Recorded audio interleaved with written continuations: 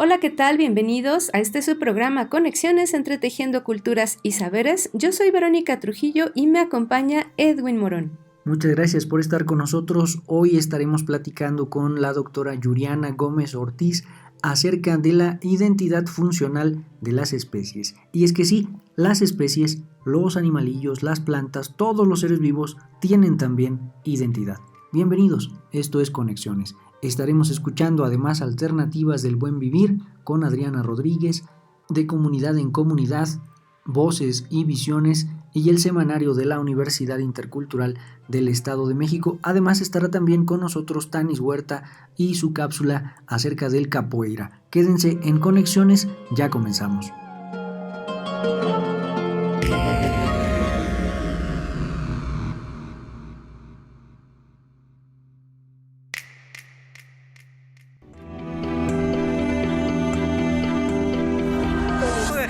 Najo Viejevi, Shimopanoltican, Chetani, Shimopanolti.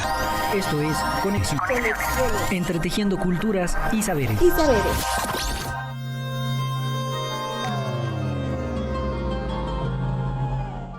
Bien, pues como ya les adelantábamos, hoy estamos platicando acerca de la identidad funcional de las especies y es importante hablar de este tema porque ya en otras emisiones también hemos platicado de la importancia interdisciplinaria y del ejercicio también práctico que esto nos ofrece para tener una mejor articulación de nuestra existencia con los entornos en donde pues sucede en nuestra vida y desde ahí comprender entonces que las especies, al igual que también nosotros, tienen una identidad. Pues si quieren saber más al respecto y entender de mejor manera esta noción de identidad funcional de las especies, quédense para escuchar lo que la doctora Yuriana Gómez Ortiz tiene para compartir con nosotros en esta ocasión. Vamos a escuchar a Adriana Rodríguez y ya estamos de vuelta para comenzar con este interesante tema acerca de la identidad funcional de las especies. Esto es Conexiones, iniciamos. Alternativas del buen vivir. Con Adriana Rodríguez. Muy buenas.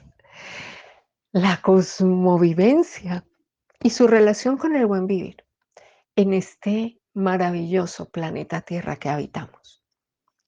Bien, tener conciencia de que somos parte de ese todo significa que podemos conectar no solamente con el cosmos, arriba en ese cielo maravilloso que podemos ver en las noches estrelladas cuando estamos fuera o lejos de la luz de las ciudades.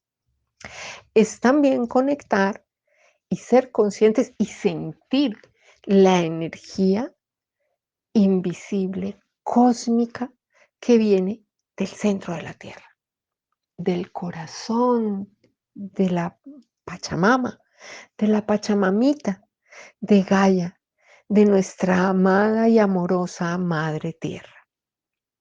Sí, porque podemos sincronizarnos con esos latidos del corazón. Incluso si hacemos silencio, podemos escucharlo. Sí.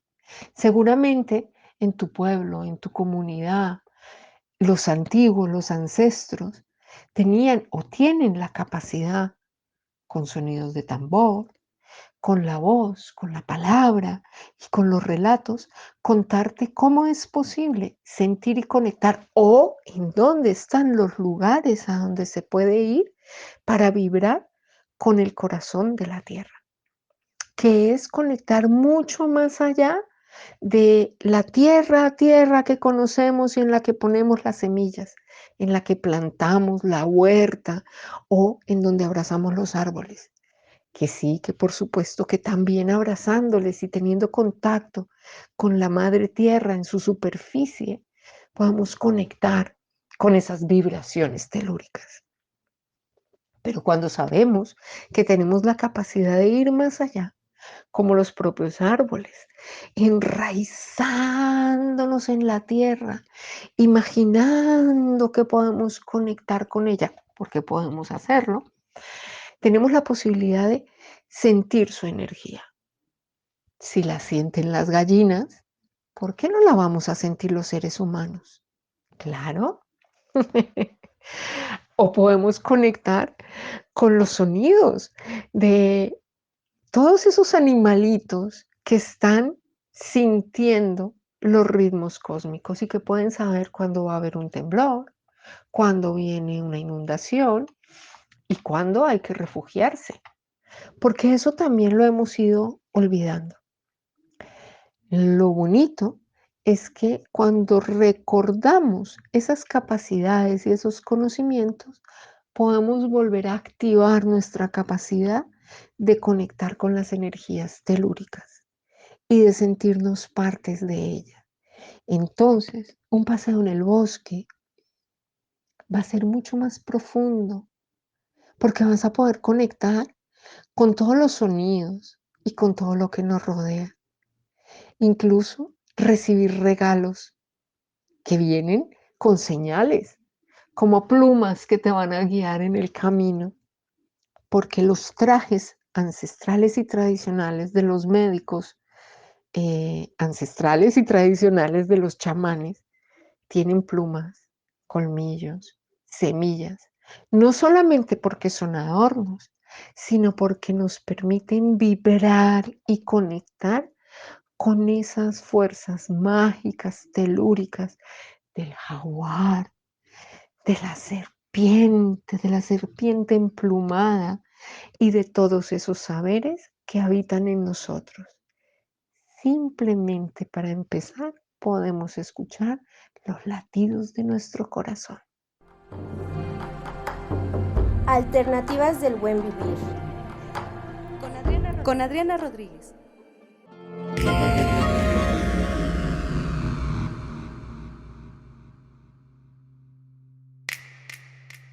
Gracias por continuar en Conexiones y ya se encuentra la doctora Yuriana Gómez Ortiz. Ella es doctora en Ciencias Agropecuarias y Recursos Naturales por la Facultad de Medicina Veterinaria y Zootecnia de la Universidad Autónoma del Estado de México. Tiene la maestría en Ciencias por el Instituto de Ingeniería de la Universidad Autónoma de Baja California. Además, es bióloga por la UAMX. Yuriana Gómez en 2007 obtuvo la presea Ignacio Manuel Altamirano por haber obtenido el promedio más alto al término de los estudios de licenciatura en Biología de la Facultad de Ciencias. Ha publicado múltiples artículos y realizado ponencias en congresos y coloquios a nivel nacional e internacional. También ha impartido distintos talleres en pro de la conservación biológica del país. Se ha enfocado al estudio ecológico de mamíferos, ha desarrollado estudios orientados a la conservación de especies a través del análisis trófico de carnívoros y su interacción con otras especies, así como las variables o condiciones que determinan el uso de recursos. Su línea de interés es el estudio de las interacciones entre especies respecto al uso de recursos, espacio, tiempo y alimento y su estado de conservación, así como el establecimiento de estrategias de manejo. Muchas gracias, Yuriana, por estar con nosotros en este programa. Bienvenida.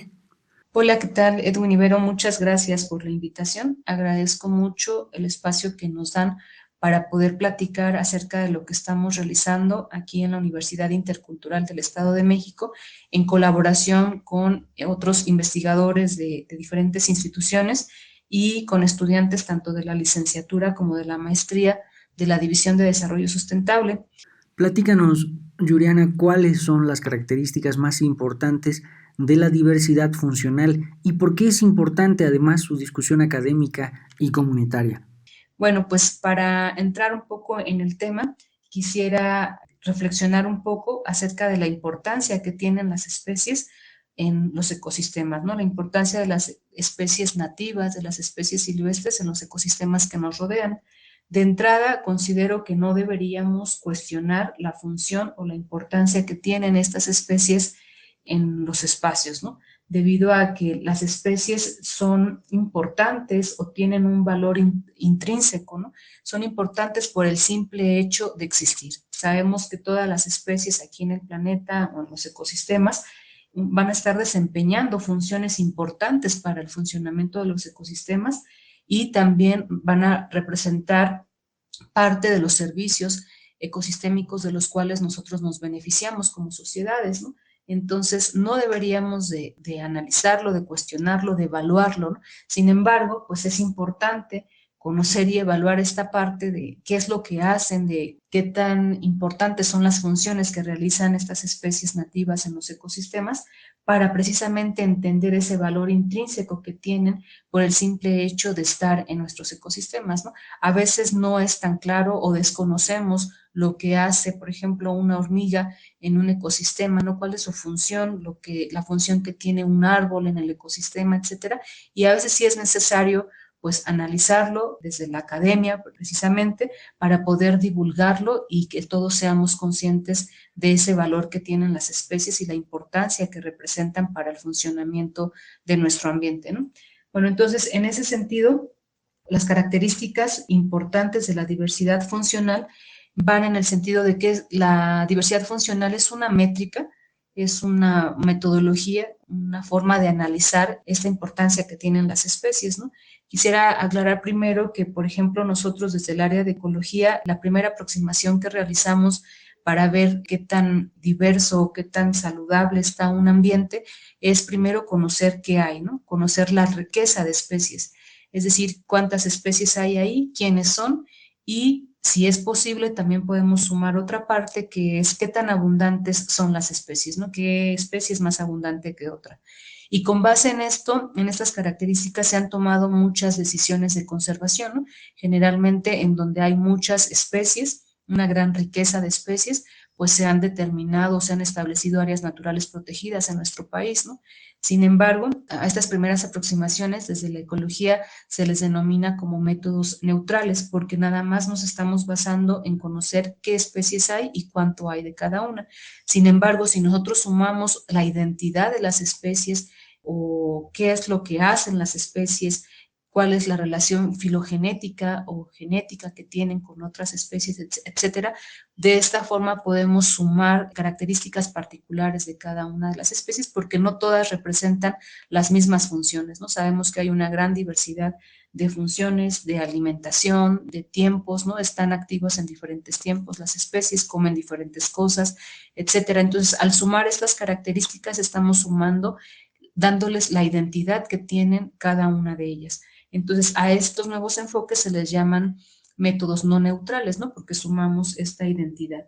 Entonces, es importante aclarar esto o difundir esta forma de análisis. Es un análisis relativamente sencillo, sin embargo, ha sido poco utilizado en el área de la fauna silvestre. Cabe resaltar que su uso se ha incrementado en las últimas décadas, pero estos análisis son análisis que surgen desde hace un poco más de 50 años, ¿no? Y que surgen para su trabajo inicialmente con plantas, pero con fauna silvestre había sido poco explorados.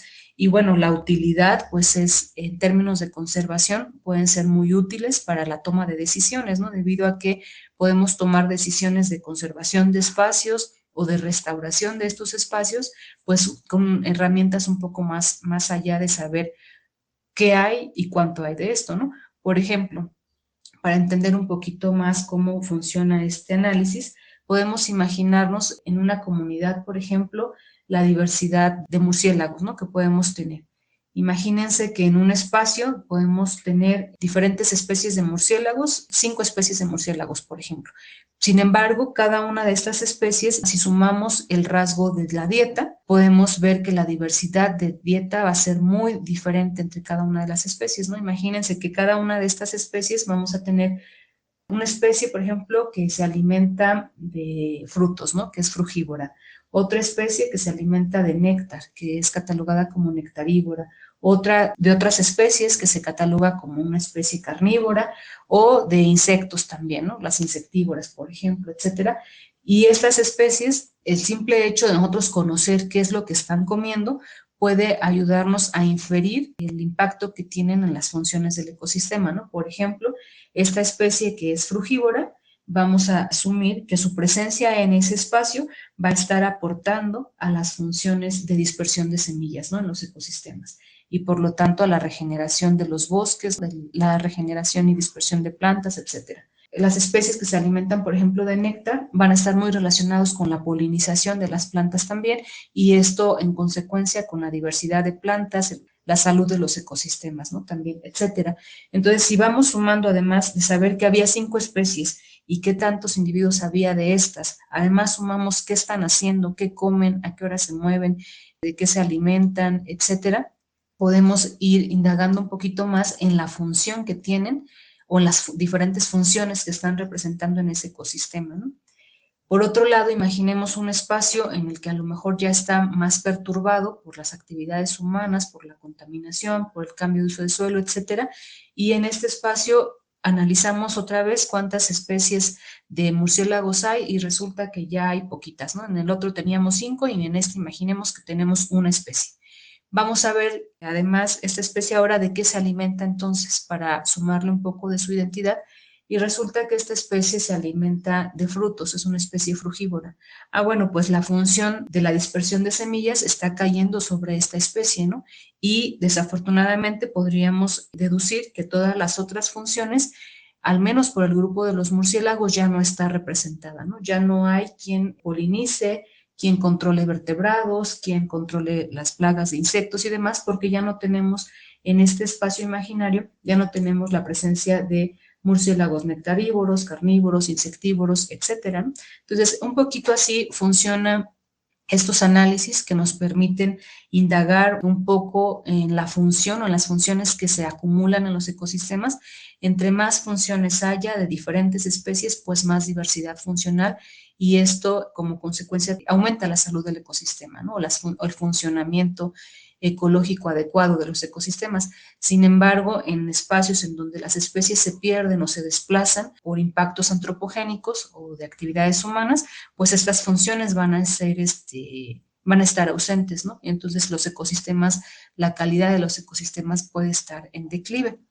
Pues siempre caerá bien, siempre será fundamental dentro de la clasificación, dentro de la discusión y la reflexión académica, científica, el involucramiento del entorno comunitario, porque si no hay resonancia de la participación comunitaria en las propuestas para la conservación, para la protección de la diversidad biológica de nuestro planeta, pues entonces no importa qué tan innovadora pueda llegar a ser una estrategia, si no hay participación de la ciudadanía, si no hay participación y colaboración de la gente que habita esos espacios y que está próxima a ellos, pues entonces cualquier iniciativa encontrará mayores dificultades.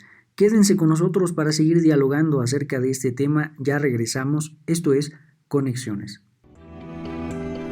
Pónganse en contacto con Conexiones al teléfono 712-123-5963. Continuamos.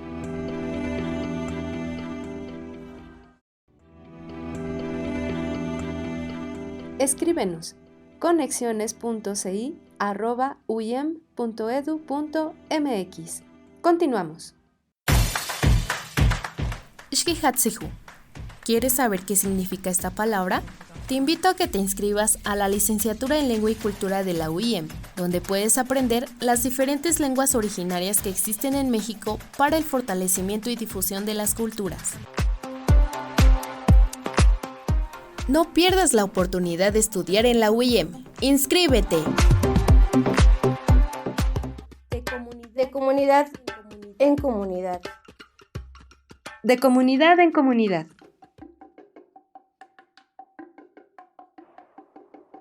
Con respecto a la planta del romero, no tenía conocimiento, realmente yo lo conocí por personas terceras, en la cual pues me recomendaron la infusión porque tenía problemas como digestivos.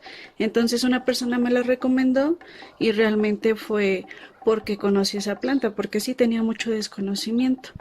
Puedo decir que pues sí es una planta que te ayuda para la buena digestión, y un poco para inflamatorio, por decirlo así, pero en términos generales desconozco sobre esta planta. Nada más el único beneficio que encuentro y que supe fue lo de antiinflamatorio y digestivo, pero en términos generales sería todo, y es todo lo que conozco pues de la planta.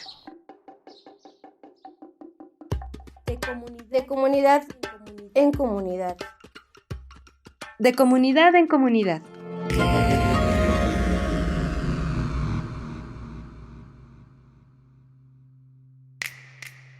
Gracias por continuar en Conexiones y hoy estamos dialogando acerca de la identidad funcional de las especies con la doctora Yuriana Gómez Ortiz. Yuri, platícanos en qué medida esta valoración no neutra de la diversidad de los ecosistemas permite contemplar relaciones entre la biodiversidad con el ser humano y sus prácticas culturales. Sí, bueno, yo creo que esta parte es muy importante de profundizar debido a que considero que son pocas las investigaciones en las que se ha tratado de integrar la biodiversidad con las relaciones o las actividades que tiene el ser humano y sobre todo con las prácticas culturales, ¿no? Yo creo que la mayoría, de forma tradicional, la mayoría de los análisis que se han realizado al respecto, pues se han realizado en ambientes conservados o dentro de incluso de las áreas naturales protegidas, ¿no? Recientemente, en las últimas décadas, yo creo que nos vemos en la necesidad, debido al impacto que están teniendo nuestras actividades humanas en el planeta, a evaluar precisamente espacios en donde llevamos a cabo nuestras actividades y de esta manera indagar un poco, conocer qué efecto tienen, tanto positivo como negativo, nuestras actividades sobre la biodiversidad. Y aún les digo, esta parte de las prácticas culturales pues es poco evaluada. En este sentido, recientemente nosotros publicamos los resultados de una investigación realizada por Emanuel Telles Hernández, de la Maestría en Gestión de la Innovación Rural Sustentable, que incluso ya platicó con ustedes en una sesión previa en este programa acerca de la diversidad funcional de las aves en San Felipe del Progreso.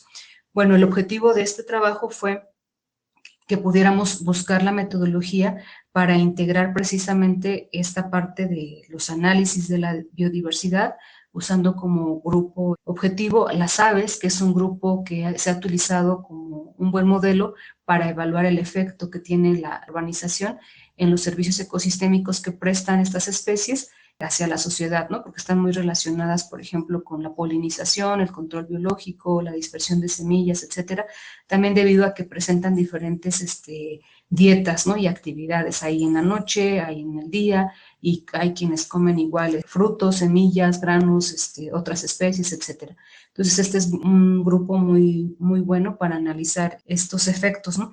Entonces, lo que realizamos aquí en la zona urbana de San Felipe del Progreso, previamente contar qué había, qué especies había, pues fue caracterizar los espacios dentro de la ciudad que aún cuentan con remanentes de vegetación nativa, en el cual se llevan a cabo actividades humanas día con día, y que además dentro de estas actividades humanas se rescaten todavía o se lleven a cabo todavía algunas prácticas culturales, ¿no? Con estas características logramos identificar diversos paisajes que les llamamos paisajes bioculturales. Sin embargo, trabajamos solo con 4 de ellos. 2 que son como los más conservados, por decirlo así, que es donde hay más vegetación nativa todavía, que están asociados a los paisajes asociados al río y a las nopaleras o el matorral xerófilo, que se le llama. Por otro lado, están otros 2 paisajes que se identificaron, que están relacionados con las zonas de cultivo, pero zonas de cultivo que están ubicadas en los traspatios de las casas, dentro de la zona urbana, y también las zonas de huertas, ¿no? En la zona es muy común observar huertas de traspatio, ¿no? En las casas, en donde normalmente se cultivan o está la presencia de árboles frutales para la producción de pera, de manzana, de ciruelos, duraznos, ¿no? Entonces, evaluamos el efecto que tiene la composición de estos paisajes en la biodiversidad de las aves, ¿no? Entonces, en este sentido, pudimos detectar que la mayor diversidad de funciones representada por las aves se encuentra en los paisajes con más vegetación nativa, ¿no? Estos 2 primeros que les mencionaba, los del río, principalmente en el río, y posteriormente en los paisajes de matorral, ¿no? En las nopaleras. En estos paisajes cabe mencionar que las personas todavía realizan actividades, por ejemplo, en el río hay manantiales, ahí en donde las personas todavía diario, dentro de sus actividades está ir al río, a los pozos, a traer agua, ¿no? Para el uso doméstico, en animales de carga, ¿no? Todavía en los matorrales, por ejemplo, en las nopaleras, pues todavía se usa estos nopales silvestres que están ahí para el consumo, ¿no? Ya sea del nopal como tal o de las tunas en temporada de producción, de colecta. o también para la colecta de hongos y demás. Todavía hay varias actividades dentro de estos paisajes y ahí es donde más diversidad de las aves, diversidad funcional, se acumuló, ¿no? Por otro lado, tenemos los otros dos escenarios en donde la diversidad de funciones fue menor, que fue en los cultivos, seguido de las huertas, ¿no? Nosotros esperábamos que tal vez en las huertas, por tener más composición de árboles y demás, pues las aves llegaran con mayor diversidad ahí, ¿no? Sin embargo, no fue así, incluso encontramos más diversidad en las milpas de traspatio, porque seguramente hay más diversidad de vegetación, hay pues herbáceas, hay arbustos y hay árboles alrededor de la milpa, y lo que pudimos observar que en las huertas, pues toda esta parte, digamos que los árboles frutales tapan todos los otros estratos de arbustos y hierbas, y esto no permite que haya tanta diversidad de plantas, ¿no? Probablemente por eso solo son algunas especies las que llegan a las huertas, ¿no? Entonces, bajo este escenario, en términos generales, lo que pudimos ver y analizar es que es necesario que se conserven o se restauren los ambientes para mantener la vegetación nativa, porque este es un factor muy importante que nos va a permitir todavía, bueno, atraer a la diversidad, ahorita hablando de aves, pero es en general para otros grupos, es una variable muy importante para que las especies estén y entonces desempeñen las funciones que son necesarias para la salud del ecosistema, ¿no? Y por otro lado, en el caso de los cultivos y de las huertas, pues ahí nos da una idea de que tal vez es necesario generar estrategias para un manejo biocultural de los cultivos y de las huertas, ¿no? Para que haya más diversidad de vegetación y entonces esto sirva como más un escenario con mayor biodiversidad y como reservorio de la diversidad, ¿no? Que les digo, una vez que están las especies ahí, esto asegura que se estén llevando a cabo las otras funciones, ¿no? Entonces, con este estudio es como el primer acercamiento en el cual intentamos pues integrar esta parte, les decía, de los análisis de biodiversidad con las actividades humanas y las prácticas culturales. Algunas prácticas culturales que se realizan, por ejemplo, todavía en la milpa tradicional, pues generan más diversidad en el ambiente, ¿no? En esos espacios, y eso sería una práctica cultural buena, ¿no? Para el caso de las huertas vemos que tal vez sí sea necesario rediseñar esas prácticas, esos espacios, para que sean mejores escenarios para la diversidad. Y en las otras, en los ríos y en los matorrales, las prácticas culturales se realizan, por ejemplo, la colecta que les decía de los recursos, la toma de agua y demás, y son espacios importantes, ¿no? Para las personas. Entonces, la preservación de estos espacios, la restauración de algunos de ellos es importante. Nosotros pensamos que esta información debe de ser útil y tenemos que buscar la manera de ponerla en manos de los tomadores de decisiones de aquí del municipio para orientar más y complementar las decisiones que se puedan tomar para la recuperación de estos espacios, ¿no? Ya hemos dicho en otras emisiones justamente esta relación entre las prácticas culturales, las prácticas sociales del humano y los entornos en donde habitamos. Y me parece fundamental, Yuri, esta propuesta que mencionas, porque reafirma esta condición, reafirma la importancia de establecer relación consciente con los espacios en donde habitamos. Más allá de un ámbito, digamos, académico o científico, nos permite religarnos con el quehacer también de los pueblos originarios, de su cosmovisión, de su particular forma de apropiarse de esos espacios, de esos entornos, de significarlos y desde ahí ofrecernos una mirada distinta. Pues sin duda interesante esto que nos comentas, Yuri. Vamos a una pequeña pausa y regresamos para seguir dialogando acerca de este tema, identidad funcional de las especies. Capoeira. Con Tanis Huerta. Los cantos y las letras de la capoeira son muy importantes, ya que en ellas guarda información de datos históricos, puedes saber también canciones que están inspiradas pues en la naturaleza, en los juegos de la danza, también puedes dar un aviso, puedes prevenir inclusive hasta peleas dentro de la capoeira con una canción, ¿no? Entonces son muy importantes, se dice, los antiguos maestros dicen que el valor de la capoeira más que todo está en la musicalidad, ¿no? Que más que el deporte o que las otras, el arte marcial, ¿no? Está más el valor está en las letras y en la música, porque como decíamos, pues ahí trae datos importantes, ¿no? Desde que hablan de la historia, de qué parte venían de África, cómo fueron capturados, cómo llegaron a América, cómo vivieron y también cómo se liberaron. Y también hay datos que pues dentro de los libros de historia de Brasil no están, pero en los cantos de la capoeira sí están, sí existen y se siguen hasta hoy en día pues recordando de esos momentos históricos, ¿no? Entonces hay una estructura también dentro del ritual, dentro de la roda de capoeira, de canciones, ¿no? Ahí cuando empieza una roda de capoeira, la canción principal para empezar el ritual, para empezar el juego, para empezar el momento ya de la roda, el ritual, se empieza siempre con una canción, una ladainha, que la ladainha pues es como nosotros decimos, es el momento de concentración del capoeirista, porque es cuando pasan los capoeiristas que van a jugar, que van a hacer la danza, pasan ahí enfrente de este berimbau gunga, ¿no? Enfrente de este berimbau, y muchas veces ahí los que empiezan a cantar son los maestros,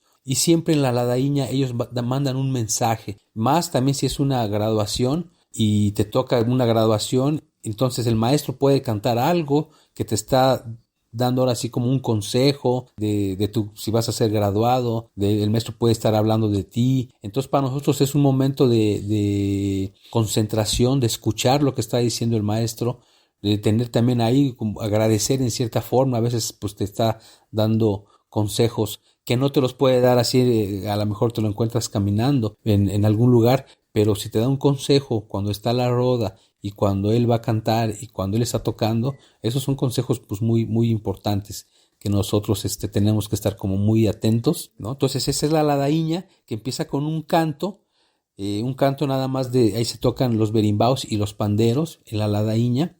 Bueno, eso es en el grupo tradicional de Yo Pequeño, así se hace. Entra primero solamente nada más los berimbaos y los panderos con la ladainha, y después viene la parte donde ya empieza el coro con todos los demás alumnos o todo el grupo de capoeira, que eso nosotros le llamamos la chula, que empiezas ahí como a agradecer, ya sea empiezas a agradecer viva mi Deus, viva mi maestro, viva mis amigos, viva la capoeira, viva los africanos que dieron libertad, ¿no? Ahí empiezas como a agradecer a la gente, a quien tú quieras agradecer, ¿no? A convocar en cierta forma a la energía que te va a acompañar, ¿no?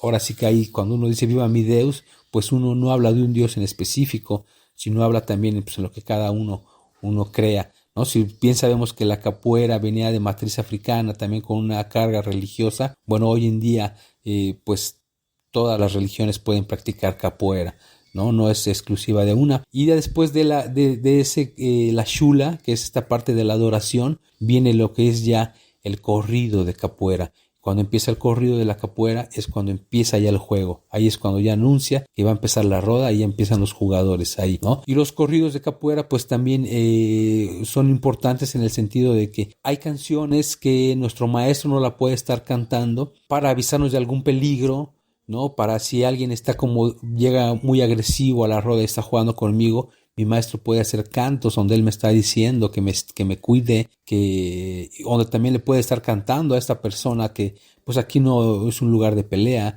¿no? Entonces con un canto también puedes detener la violencia, con un canto puedes prevenir la violencia, ¿no? Y también si está bonito el juego, el maestro pues también va cantando en lo que está viendo, se va inspirando, y sobre las canciones pues él va inspirándose y también improvisando ahí, ¿no? Es algo que hoy en día es muy importante también. Como hay capoeira en todas partes del mundo, los rusos, los chinos, los mexicanos estamos hablando portugués, pero a veces el portugués es limitado y no podemos como improvisar, y es algo que hoy en día pues también muchos maestros se están preocupando por eso. Pero ahí los cantos pues son precisamente de importancia, y así como hay un canto que inicia el ritual de la capoeira, que es la ladainha, también hay canciones que nos empiezan a anunciar que ya está acabando la roda, ¿no? Que ya estamos despidiéndonos, son los últimos juegos, ¿no? Entonces, pues la roda en sí, este encuentro de los capoeiristas, la roda es el lugar donde se encuentran los capoeiristas. Uno entrena para ir a la roda, uno entrena para ir a ese encuentro con los otros capoeiristas,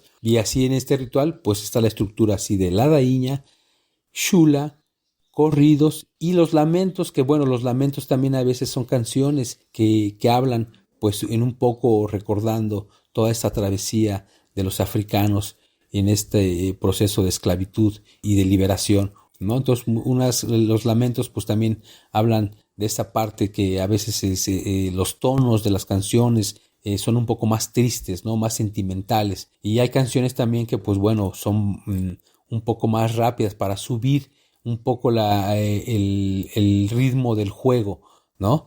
Entonces, pues bueno, eso es como una estructura dentro de la capoeira tradicional, que es la capoeira Angola, que es esa es la estructura de Maestre Pastiña, de Maestre Yo Pequeño, ¿no? Esa es la forma en la que ellos enseñaron esta parte del ritual y la musicalidad de la capoeira. Capoeira. Con Tanis Huerta. ¿Te gusta informar sobre los hechos más importantes del lugar donde vives? La UIM cuenta con la licenciatura en Comunicación Intercultural, donde puedes formarte de manera profesional en periodismo, manejo de plataformas digitales, comunicación gráfica y audiovisual. Todo ello para fortalecer las culturas minoritarias y los pueblos originarios. Forma parte de nuestra comunidad estudiantil. ¡Inscríbete!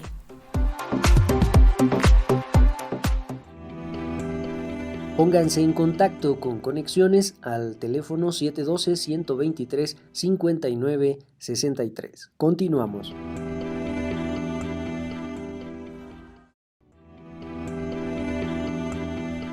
Escríbenos conexiones.ci@uiem.edu.mx.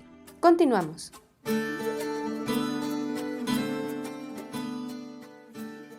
Bienvenidos a Voces y Visiones.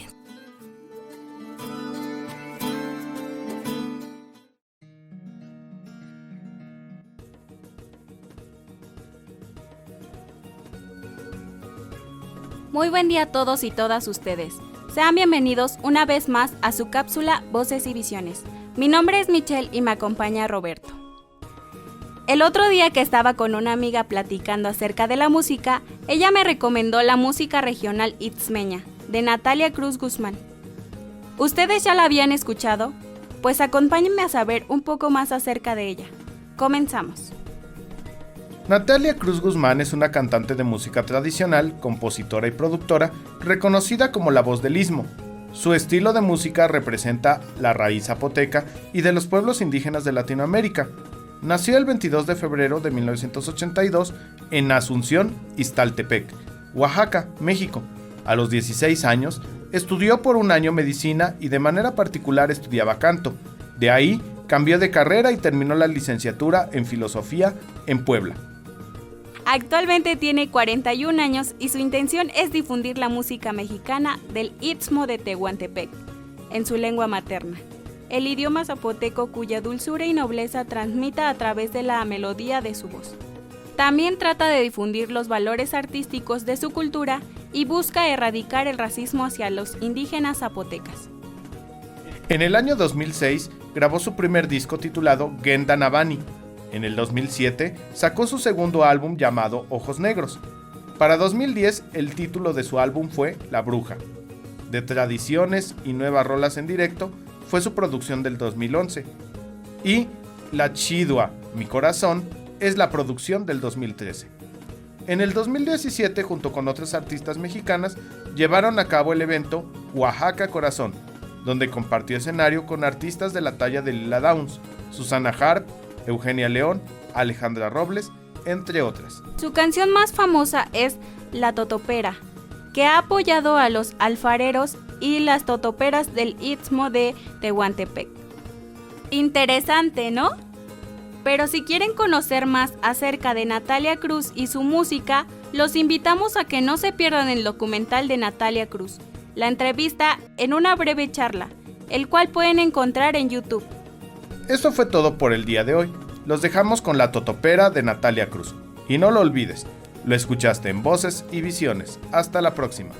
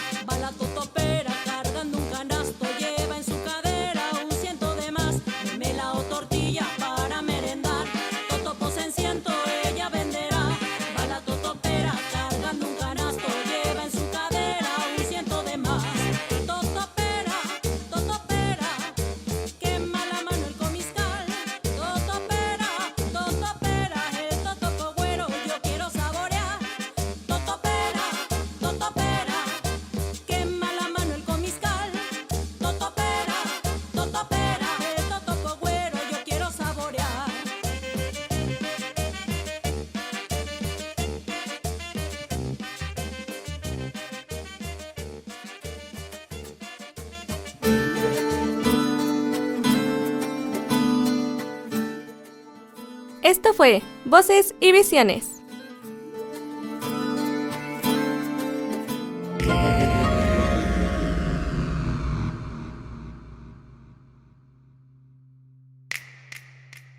Muchas gracias por seguir en Conexiones. Estamos platicando acerca de la identidad funcional de las especies con la doctora Yuriana Gómez Ortiz. Platícanos, Yuri, en qué consiste y cuáles son los aspectos más importantes de la identidad de las especies. Bueno, pues como ya hemos estado comentando, esta parte de analizar las funciones que representan las especies en los ecosistemas, pues es un análisis que permite sumar características medibles de las especies para poder sumar la identidad, ¿no? Es decir, qué es lo que hacen las especies, cómo se comportan en estos espacios y de alguna manera deducir las funciones con las cuales están relacionadas en los ecosistemas. Entonces, estas características, la identidad como tal de las especies, se suma a partir de la medición de varios rasgos funcionales, ¿no? Que se les llama. Estos rasgos funcionales se han dividido en varias categorías y grupos.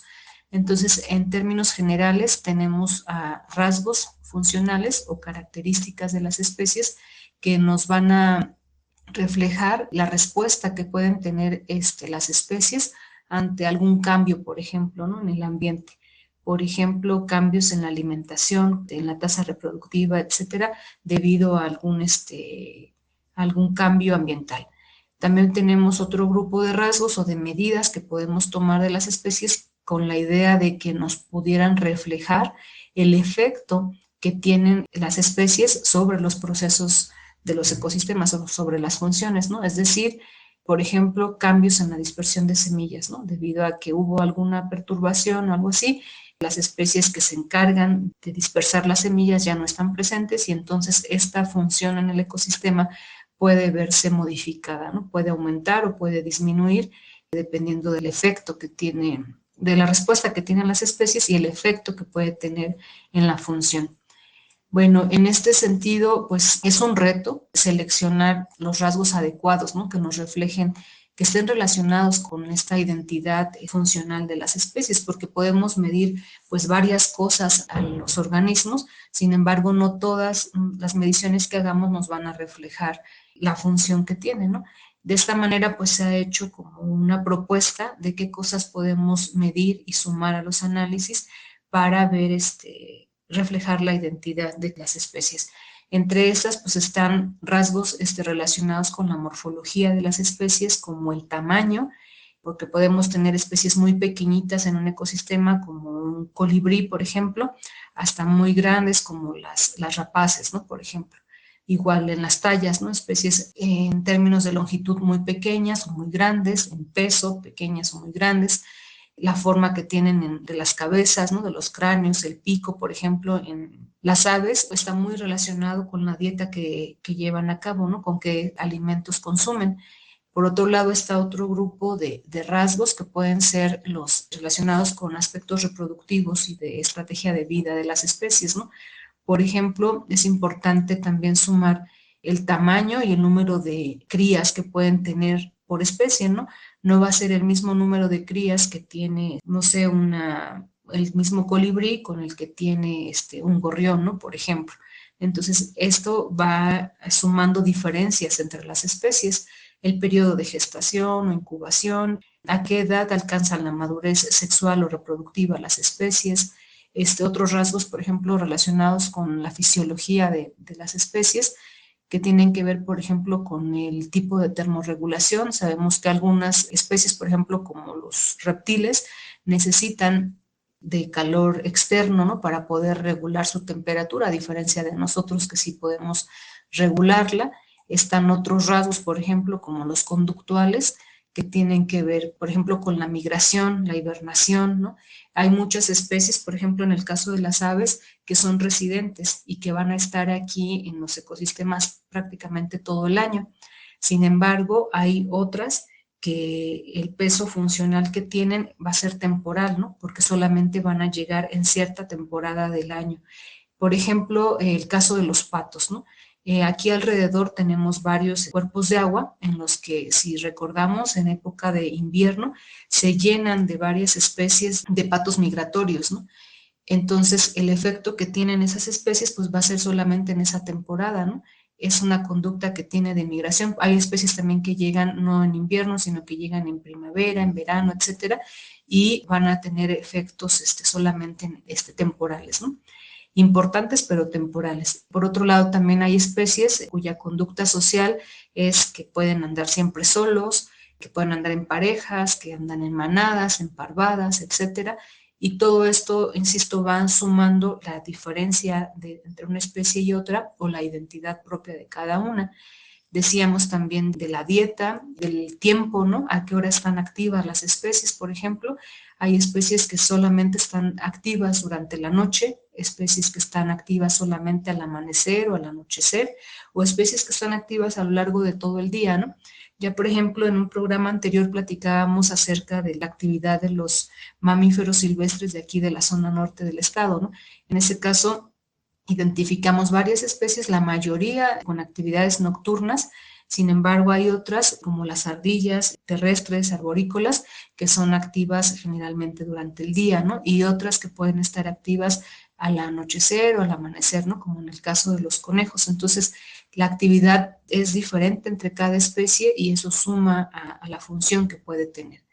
Está también otro grupo de rasgos o de características que están relacionadas con identificar el espacio, ¿no? Que utilizan las especies. Entonces puede ser el tamaño del rango en el que se mueve, ¿no? Del ámbito hogareño, es decir, el área en la que se mueve. No va a ser en la misma área que ocupa, por ejemplo, un ratón, un pequeño ratón, con el área que ocupa un coyote, ¿no? Por ejemplo. Entonces, el impacto que puede tener en el ambiente la presencia de esta especie, pues es diferente de acuerdo al área.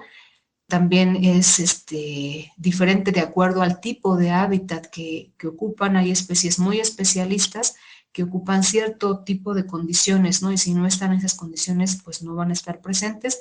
Y hay otras muy generalistas en las que no importa que el ambiente cambie y ellas siempre van a estar presentes, ¿no? Hay especies que utilizan un microhábitat muy pequeño, ¿no? Para poder realizar sus funciones, etcétera. Y bueno, en términos generales, esos son como los aspectos que se van sumando, que se pueden medir para identificar la identidad de cada una de las especies. Ahora bien, ¿cómo es que las prácticas interculturales pueden influir de manera positiva en esa identidad? Bueno, pues las actividades que realizamos en nuestro día a día pueden tener un efecto directo sobre las especies, tanto positivo como negativo, ¿no? En el sentido de que podemos tener especies que toleran nuestras actividades del día a día y especies que no las toleran y que se ven en la necesidad de emigrar a otro lado, de desplazarse hacia otro sitio para poder desempeñar sus funciones, ¿no? Entonces, esto pues sí tiene un impacto directo en las funciones que se llevan a cabo en ese espacio y para nosotros en los servicios ecosistémicos que podemos recibir, ¿no? Podemos tener especies, por ejemplo, decíamos que controlaban plagas, pero debido a la perturbación que estamos causando, a las actividades que estamos generando, no son tolerantes y se desplazan y al rato este servicio de control de plagas que nos daban, pues se puede ver reducido, ¿no? O puede cambiar. Por otro lado, también decíamos, hay especies que esas actividades que realizamos les va a beneficiar, ¿no? Y sus poblaciones pueden crecer y entonces la función que representan puede estar muy fuerte o pueden también llegar al caos, ¿no? A una sobrepoblación también. Entonces, pues depende. Sin embargo, cabe mencionar que al respecto, pues no hay muchas investigaciones en las que se evalúe el efecto que tienen en particular las prácticas culturales sobre el funcionamiento de los ecosistemas o la función que representan las especies en los ecosistemas. En este sentido, por ejemplo, hay varias estrategias como es la agroecología, la agricultura urbana sostenible, ¿no? Por ejemplo, que tiene pues buenas intenciones, se maneja como una actividad amigable con el ambiente, amigable con las especies, con la biodiversidad. Sin embargo, no hay estudios, ¿no? Que demuestren qué tan amigable es y si realmente les está yendo bien o se incrementa la diversidad de especies y de funciones bajo estos manejos de agricultura sustentable, ¿no? Entonces, la recomendación aquí de varios autores pues es que hagamos estas investigaciones para demostrar que sí vamos mejorando la diversidad o que sí está funcionando, que sí se está cumpliendo el propósito de estas técnicas, ¿no? Por ejemplo, para el caso de San Felipe del Progreso, en donde nosotros analizamos la diversidad funcional de las aves en 4 paisajes que les comentaba, en este caso identificamos que en los 4 paisajes tienen una composición de la vegetación diferente y también se llevan a cabo actividades culturales diferentes, ¿no? Como mencionaba, en el paisaje del río, las personas de aquí de la zona Mazahua, de la zona urbana de San Felipe del Progreso, todavía realizan actividades como lavar en el río, como ir a colectar agua a los manantiales o a los pozos del río, de forma tradicional. Esto lo realizan todos los días a través de animales de carga. En los paisajes de las nopaleras o de estos matorrales también se llevan a cabo actividades de colecta, ¿no? Como de colecta de hongos, el uso de los frutos como las tunas, de los nopales, etcétera, según la temporada. Y en los otros paisajes, las actividades culturales que identificamos, pues es la agricultura tradicional a través del cultivo de maíz en nuestros patios y el cultivo de frutales, ¿no? Para la producción de frutas a través de las huertas. En este sentido, son diferentes actividades culturales que se han realizado. Como podemos ver, el efecto que tienen estas o estos espacios sobre la diversidad funcional de las aves es diferente. En este caso, en los ríos y en los matorrales, como mencionábamos, es donde se alberga la mayor diversidad funcional, ¿no? Estas prácticas culturales y esta diversidad de plantas y demás que hay en estos espacios de vegetación nativa favorecen la diversidad de especies y de funciones, ¿no? En estos espacios que son como de los más conservados dentro de la zona urbana de San Felipe. Por otro lado están las actividades que se llevan a cabo en los cultivos y las huertas, que en este caso las actividades es el cultivo tradicional de la milpa en nuestros patios, que parece ser más amigable todavía que los monocultivos, ¿no? Entonces, es una forma de demostrar que las prácticas culturales que se hacen a esa escala de cultivo de maíz en nuestros patios, sea a través de la milpa tradicional o de policultivos, pues va a tener un beneficio directo sobre la biodiversidad comparado con los monocultivos. Y en el caso de las huertas, estos estarían funcionando más como un monocultivo, ¿no? En el caso de San Felipe. Insisto, aunque la intención es buena, la producción de frutales van a ofrecer un espacio para el refugio y la alimentación de las aves, no les beneficia en términos generales a todo el grupo, ¿no? Entonces, aquí, por ejemplo, la recomendación sería, pues, aplicar algunas técnicas de manejo integral para que sean más diversos estos espacios y se puedan ver representadas mejor todas las funciones que llevan a cabo las aves, ¿no? Tanto las nocturnas como las diurnas. En este caso podemos decir que las actividades tradicionales que se han realizado en la formación de los huertos, aquí tal vez sí tengan que ser pues rediseñadas, ¿no? Para que tengan tal vez hasta mejor producción y mejores efectos sobre la biodiversidad. Entonces pueden cambiar los efectos, pero sí hay técnicas que tienen buenas intenciones y que seguramente sí tienen un efecto positivo sobre la biodiversidad. Pero pues bueno, todavía falta evaluar bastante estas prácticas y ir combinando y mejorando las prácticas para tener espacios pues mejor, funcionalmente mejor. En este caso, pues nuestro deber, nuestra responsabilidad, pues es tomar medidas para preservar estos espacios, preservar estas actividades que ya identificamos como positivas o que sí tienen un efecto positivo en la biodiversidad. Para poder hacer esto, necesitamos pues apoyarnos de diferentes estrategias, ¿no? Como la restauración de los hábitats, de reducir nuestra huella, nuestro impacto en estos espacios, evitar la introducción, por ejemplo, de especies invasoras que pueden afectar a la función de las especies nativas. Y pues bueno, no nos queda más que actuar ahora para proteger la diversidad funcional y asegurar pues un futuro saludable para nosotros mismos, ¿no? en estos espacios. Muchas gracias, Yuri, por compartir todas estas reflexiones con el auditorio. Y hay un elemento que siempre enfatizamos, o que por lo menos de manera habitual procuramos enfatizar en el programa, y que tiene que ver con este ámbito de acción, este ámbito de aplicación de la interculturalidad, que de pronto pareciera que inscribe únicamente al factor humano, es decir, parece que cuando hablamos de relaciones interculturales solo estamos pensando en las diferencias que como seres humanos, como sociedades, como culturas podemos detentar ante los otros para garantizar nuestra identidad. Pero ahora que esta noción de identidad se hace extensiva también a diferentes especies no humanas, sino fundamentalmente vivas, la interculturalidad adquiere un nivel de aplicación, un nivel de realidad mucho más amplio, que debe de empezar a preocuparnos en nuestra creatividad y en nuestra capacidad de acción cotidiana. Sin lugar a dudas, todo lo que podamos hacer y todo lo que podamos aprender respecto de la interculturalidad y sobre todo lo que podamos portar y transformar en cuerpo, en acción, en conducta respecto de la interculturalidad sumará a poder habitar mejor, a poder convivir de una forma mucho más armónica en esta madre tierra. Muchísimas gracias por habernos acompañado el día de hoy y seguro dialogaremos en el futuro.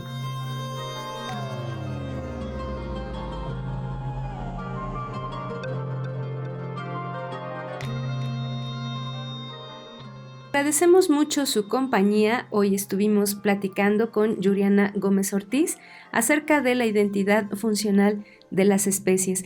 Y ya como estuvimos recapitulando a partir de estas reflexiones, hablar acerca de la identidad, por supuesto, es un tema que suena, digamos, novedoso, que nos parece innovador, pero que sin duda forma parte de la cosmovivencia de los pueblos originarios, que han tenido esta idea de identidad también, no solo de los animales, no solo de las especies, sino también de los minerales, de los elementos, de entidades que también conviven en este espacio, que también conviven en esta tierra.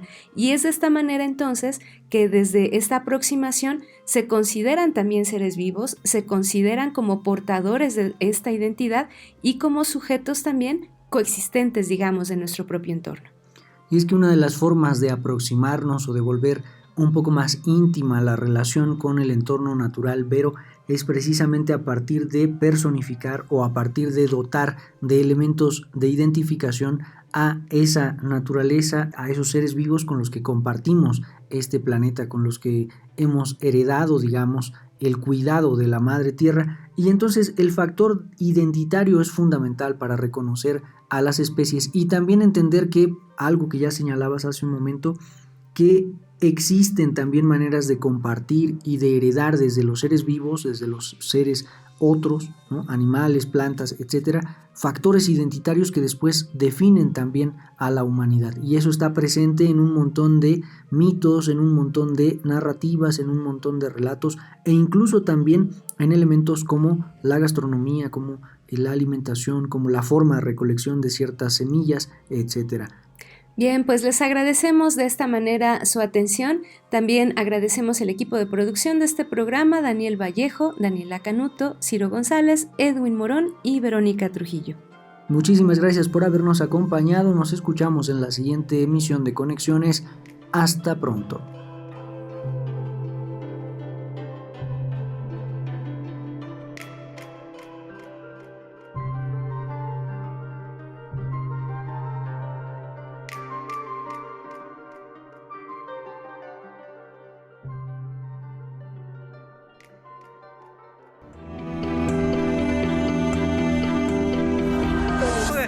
Najo Viejevi, Shimopanoltican, Chetani, Shimopanolti.